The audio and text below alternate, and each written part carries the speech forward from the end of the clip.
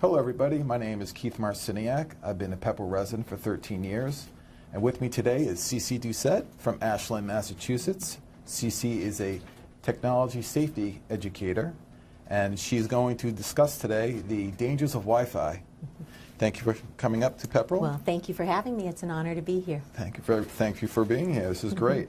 I guess before we start, I'd like to say how I got involved on this journey. I had a 13-year-old family member who came up to me and said, you know, I can't sleep at night. I just lay there, and I haven't, you know, he didn't say he has insomnia, but he says, you know, Uncle Keith, I can't sleep. I'm like, well, that's kind of odd for a 13-year-old child that can't sleep. I know I slept well. I didn't have to worry about mortgages and family and job, right? Right. So why is this little boy having a hard time sleeping? So I knew, like all kids now, they all carry cell phones, right? They all have the wireless games. I know in the house it was cordless phones. So I started looking online. I said, this can't be right. There's got to be something to it. You know, what's his environmental factors, right? And sure enough, insomnia was one of the things that came up on my research. I'm like, okay, well that gave me some concern. So I researched deeper and deeper into the subject, and I have to admit, I had Wi-Fi in my house for 3 years. I sat next to a wireless router in my home office. And after researching the subject, I turned everything off. I got rid of my wireless alarm system in the house. I made it hardwired. Good for you. I had to, right? So what really got me going to this is like, okay, I feel like I was behind the 8 ball on this subject. I picked up my kids at school, and I turned on my phone, and like, oh no, the wireless access point's just popping in. I'm like, okay. Yeah. All right, I have to do something. I can't just sit there. So I started looking online deeper, and that's where I found you.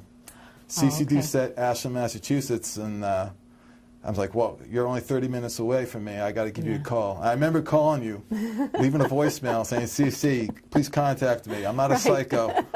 Here's my work address, right? Remember? Yeah. And then you didn't call me back. I was like, I sent you more emails. Please call me. Because I knew that reaching you had the same thoughts I did. just went down this path a couple of years ahead of you, and if anything that I've learned can help others out there to come up to speed on this, then I think it's terrific that your cable station is offering us this opportunity to put it on video so that more people in a shorter amount of time can learn about this. And then, as with, you know, smoking or drinking or drugs, this is another right-to-know issue that has not been allowed to be out in the public for discussion. So by giving information, we'll provide what the facts are, what our government's doing, what the biological harm is, what the psychological harm is, and then offer solutions. Because when you first come into this issue, it's like, you got to be kidding me. There's something wrong with Wi-Fi, because we have just adopted it so rapidly and so thoroughly in our lives. But once you get past that point and realize that, yes, there are things we can do to use technology, and the message is absolutely not no technology, the message is safe technology.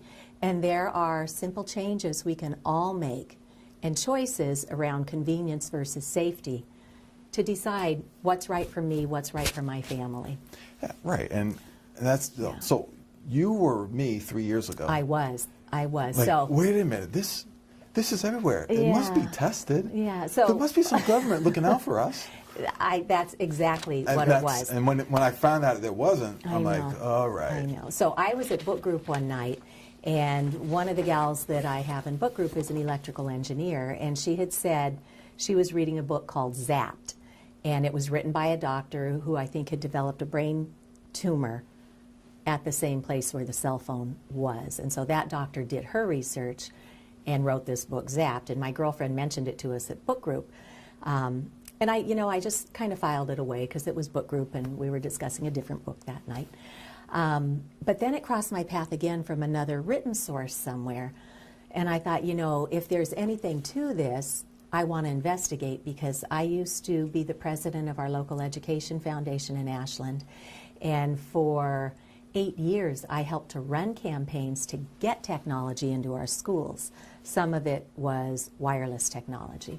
And then there was an opening for a grant coordinator in our district, and I had written a lot of grant applications to get the technology in.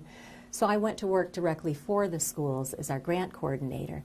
And that was the point in time at which Chromebooks and iPads and other tablets and minis and Apple TVs and smart boards, all these things were starting to come into the educational space. 21st century classroom. I was so proud of our efforts with Donors Choose, which is a crowdfunding source for teachers.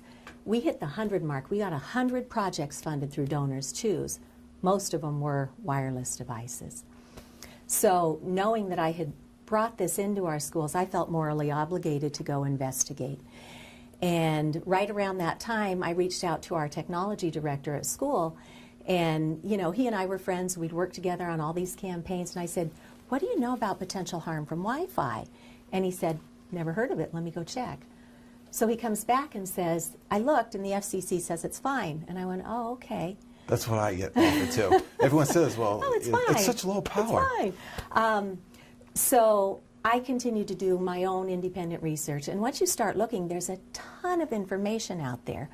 And one of the things that I learned is that this is a form of radiation. It's non-thermal, it's low level, non-ionizing microwave radiation. And a few times when I've used that term microwave radiation, people go, oh, you're scaremongering. But in all honesty, if you look at the electromagnetic spectrum, you see this. Non-ionizing is the red, and the ionizing, like X-rays and stuff, where we know it will break the atom apart, is in that area.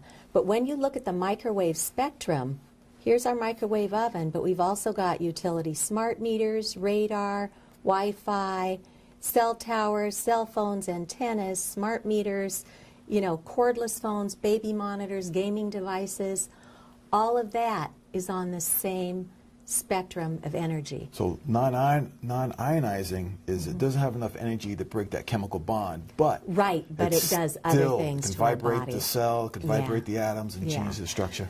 So when I was learning about this, I reached out to our school administrators, and I would send them stuff saying, well, you know, France's National Library banned this in 2008, and then I found something that said Israel's doing something, and then a town in Italy has completely turned off Wi-Fi. So as I'm learning this, I'm trying to educate my colleagues at the same time. Did you say the entire country of France banned Wi-Fi? They have since. Now, okay. This is pre. Okay. Before to some degree, and we'll get into that at another point. Okay. But at this point in time, when I was first learning about this, this is the information that was available then. So I'm sending it out, and I'm thinking, oh my gosh, everybody's going to say, you know, we understand, we've got this, and I could be on my merry way. But I got back nothing. I sent emails, nobody responded, and I was like, I'm all alone. But when I took a step back, I realized what happened. We were on our 5th superintendent in 5 years. I discovered this over the summer, and summer in a school district for the administrators is the busiest time of year because you're closing out one fiscal year, you're starting another fiscal year, you've got to get everything lined up to kick off the school year, and now we have a new leadership team. So our poor district was just trying to get its legs underneath it at this extremely busy time. So I understood why I didn't hear back from anybody, but I continued to send information. And our school committee chairwoman responded on behalf of the district. She said, thank you so much for sending this information. We will do our due diligence, and we will see where it takes us. So I thought, great. And they did. They put it on a school committee meeting agenda item, not just the couple of minutes that anybody by law is entitled to go up and speak. Right. But they wanted to really have a meaningful discussion, so they put it on the agenda. Because I've seen on YouTube videos, like in California, big school districts, these parents are coming up and trying to express what we're expressing, and they got 3 minutes. Right, and you just simply can't do justice to this topic in 3 minutes. But I was grateful that we got to have an educated discussion. So then what happened threw me for a little bit of a loop, because there were very smart people in our community, well-respected people in our community, like engineers, physicists, technologists, who came up and said, we can't go backwards with Wi-Fi. Our children deserve to have the 21st century classroom. we deserve to have, you know, all the tools to move our kids forward once they leave the district. That's a common response. It's a very common response. And what was happening is if you go out online and you do, you know, you just start looking around, you're going to find a body of science over here that says there's potential harm. You're going to find another body of science over here that says it's fine. So one of the things that happened is I discovered a document called the Bioinitiative Report. And in it, it talks about the actual science that had been done to date. And when we look at the table of contents, it says summary of key scientific evidence. Now these are peer-reviewed, published scientific studies. I've just brought the cover and the table of contents with me today, but the actual document is like 14 or 1,600 pages long. And here's what they found when they stopped and assessed all the research by non-industry funded scientists.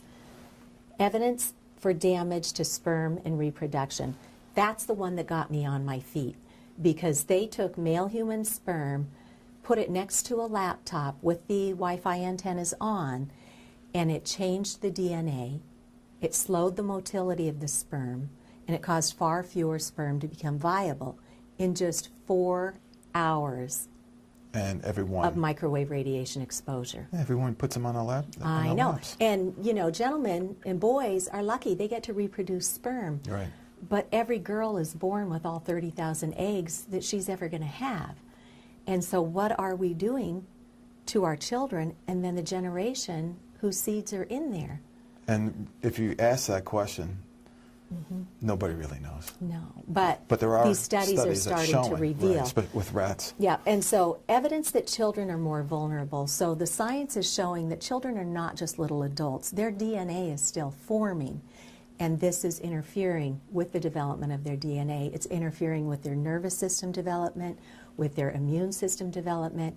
And then just if you think about a phone and you put that up to their skulls are a lot thinner than an adult's, so it absorbs more radiation into the brain, and the brain is more aqueous or a higher water content, and it's absorbing actually more radiation than even an adult, and it's not great for an adult either. Well, Cece, you cover the first three, and it's all very disturbing. I know. And so when it hits people at home, what are they supposed to think? I mean, this is credible. Let's think about getting educated, okay, and then we'll talk about solutions. Okay. So fetal and neonatal effects. So when you're pregnant and you have the baby there, there's nothing shielding you. It's all soft tissue. And it broke my heart a couple of weeks ago. There was a forum out in California in a coffee shop where parents are starting to discuss this. And a mother stood up, and in about 20 seconds she said, we lost our 4-year-old to brain cancer. And I carried my cell phone right there the whole time I was pregnant. And I just, you know, it just breaks my heart, because with a little bit of education we can use our devices, but much more safely. So there's evidence for effects on autism. Here in Massachusetts we have Dr. Martha Herbert out of Harvard, and she has an autism lab at Mass General. She is finding huge correlations between the symptoms that her patients are experiencing and what the science is showing us with the symptoms for electromagnetic radiation exposure. So we have a whole new term called electrohypersensitivity. And so things like infertility and cancers may not show up for years. Like smoking, it takes like 30 years or right? 20 years. Yeah. But this exposure that we're constantly under has a cumulative effect. And people begin to feel it, and they start having symptoms. They don't even know to look to see if it might be related to their wireless environment. So they're exposed to this radiation all the time. But they don't feel it, they don't see it, they don't smell it, but they might feel anxious, right, or they might have headaches, yeah, and they don't know how to put the two pieces together. Exactly. And why would they? Because Yeah. you're not seeing this It could introduced to be the public. tinnitus, the ringing in the ears. Yeah. It could be nausea because it affects the mast cells in our gut lining. And so, like you said, the headaches, the nausea, Insomnia. insomnia is a Right. big one That's what that a got lot me of into people this. relate to. Yeah. So people who begin to have those experiences don't know, and our doctors haven't been trained yet. They'll run their tests and just say, don't know what's causing this. Or in worst case scenarios, they say it's all in your mind. And that one just, really gets me, because that's where we were 5 or 10 years ago with Lyme disease. Children, adults were becoming debilitated. The doctors would run all the tests they knew how to run, and when they couldn't come up with a solution, rather than digging deeper and finding out more, some doctors would just say it's all in your mind. Right. But electrohypersensitivity is recognized in other countries, and they do have some guidelines for diagnosing and treating. So we now have electrohypersensitivity, or EHS, in our society. It's compromising the blood-brain barrier, which keeps toxins from going into places they ought not to be going. Can it get any worse? Well, there's brain tumors, which, as you mentioned, that has been out in the media a little bit since the 90s. And then it's genotoxic, it's neurotoxic. We have childhood cancers, adult cancers, and DNA damages. So when our school committee looked at this, they recognized this is something serious to pay attention to. Right. But then there's this whole other body of science that says it's fine, no harm, keep buying these products. Yep, that's what you find. You do a Google search, you're going to have 2 ends right there. Right, and so our school committee was so busy with what their regular jobs were and what they should be doing in our schools that they just wanted somebody higher up to tell them what to do. And so I thought, okay, let's go see what we can find. So I went to the health agent in the town of Ashland, a lovely gentleman.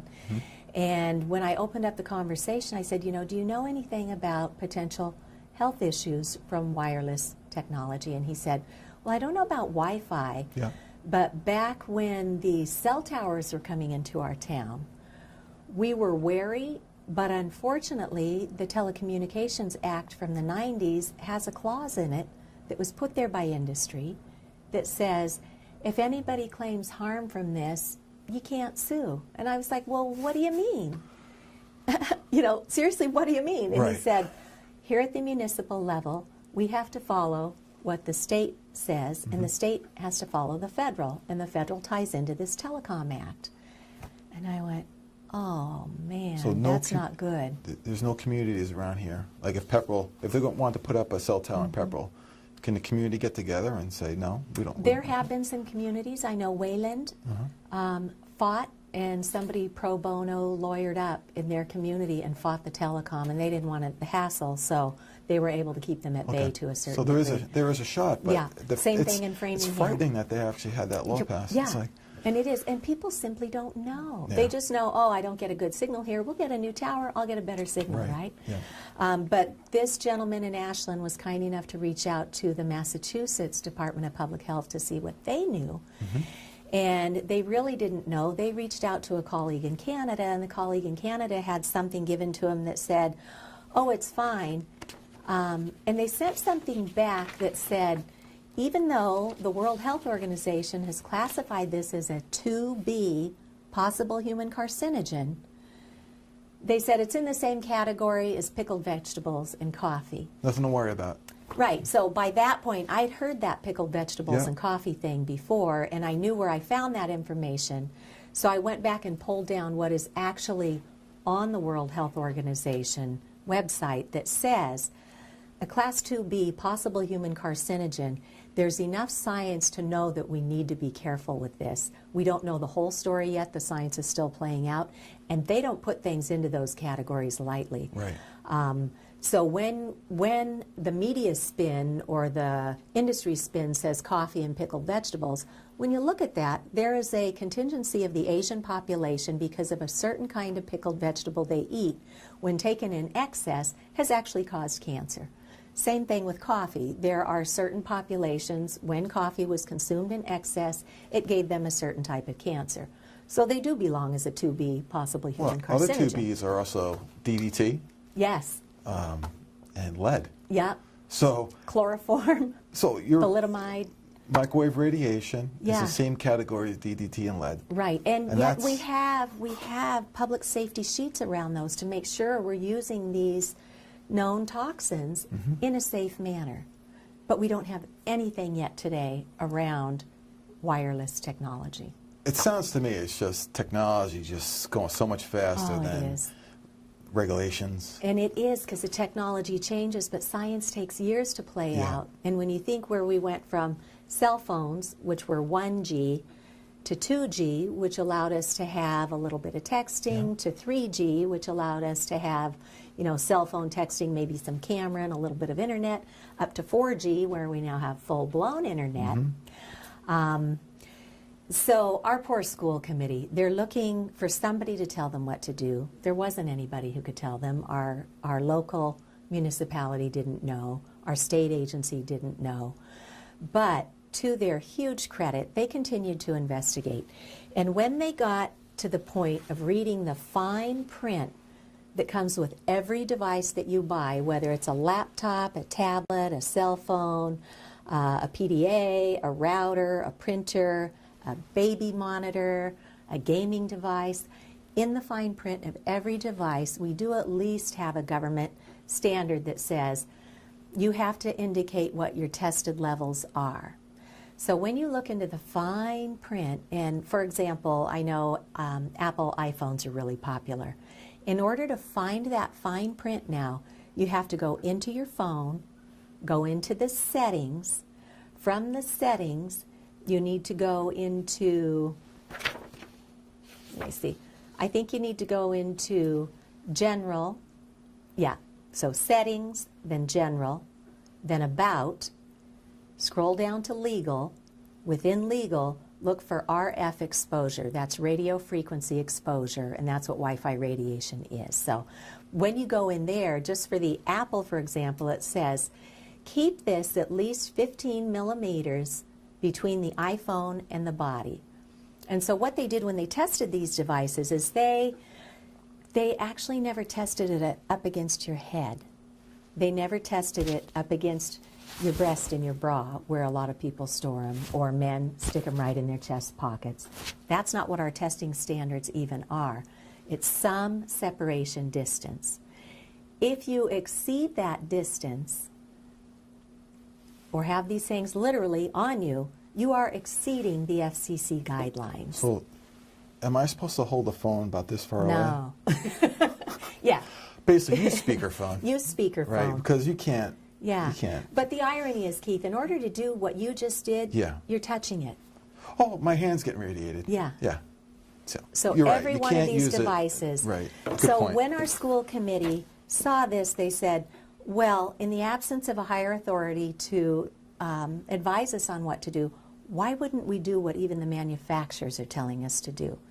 So I am very, very proud of Ashland Public Schools because they came up with what they now call best practices for mobile devices. And this is what I mentioned as the first school district in the United States. And I had no idea. I was just following this through because I helped to bring technology into our schools.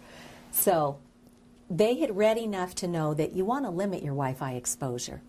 So turn off the devices, turn off the iPads, turn off the Chromebooks, turn off the minis, turn off the smartboard, turn off the Apple TV when you're not using it. Turn the Wi-Fi on only when needed. So the routers and the access points that are mounted in the ceilings, turn them off unless we need them.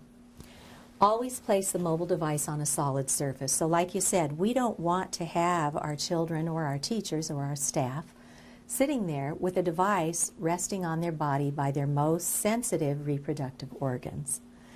Viewing distance should be a minimum of 12 inches from the screen. So when we were little kids, I remember my mom saying, stand back from the TV. Although that didn't have the digital radiation pulse, it still has its own electromagnetic field that's stronger than what our own biological magnetic field is. So Mom was right. Stand back and keep your distance. And then if any of the staff wanted to know more, they could go see the technology department and they would show them what the fine print is that came with the devices that they're using. Well, that's great, Cece. That's very impressive that Ashland took the first steps to implement the best practices. The first in the country, I must say. That is great. I have to say, I am so proud of our school committee because this was not an easy conversation to have. We had, other professionals coming in to say, stay with what we've got, stay the course. But when you peel it back and you start looking at the evidence of harm, I'm so proud that they did what they did. So when we rolled out best practices for mobile devices, I was working for the schools, and I was sitting in the training session that we did with our teachers. And it was on the first day back to school, where the teachers get trained on physical restraint, anti-bullying, and other things that we do to keep our students safe.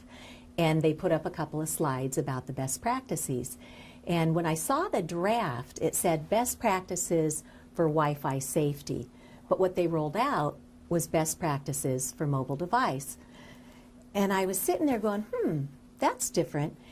And then they said what was on the sign, and then they moved on to the next topic. And I'm like, they never mentioned it's a safety issue. So I met with our superintendent the next day and said, you know, first of all, I'm so grateful we even got this far. But I know how busy our teachers are, and if we have this sign laminated hanging in all of our classrooms now, they're so busy with what they're doing with the children that they're not going to remember it's there unless they know the reasons behind it. And this was now our 6th superintendent in 5 years, so the poor guy just kind of held his hands up and he said, honestly, this is as far as I can take it today.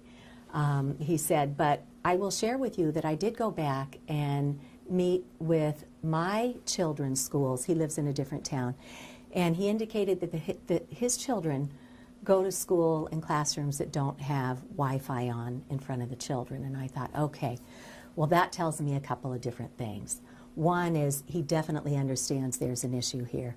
2, he cares enough about his own children to go investigate.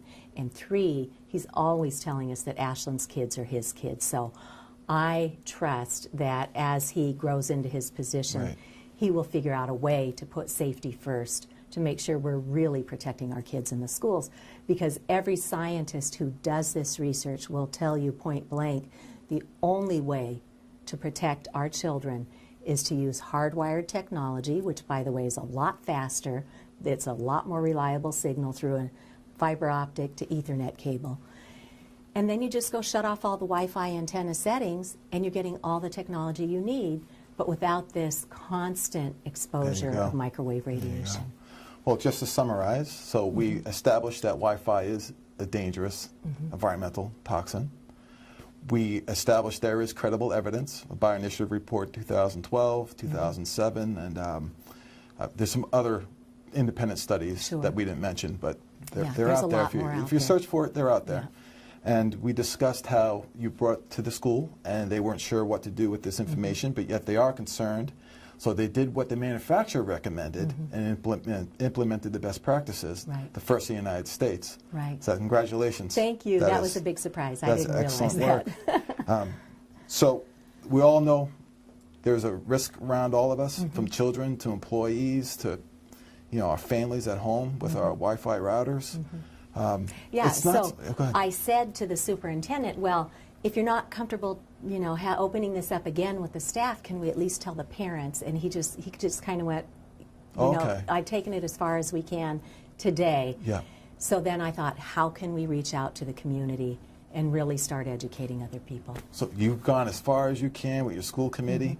Now you're going to bring it to the next level. You're going to the state legislature, and you're going to meet with your senator. And that's our next episode.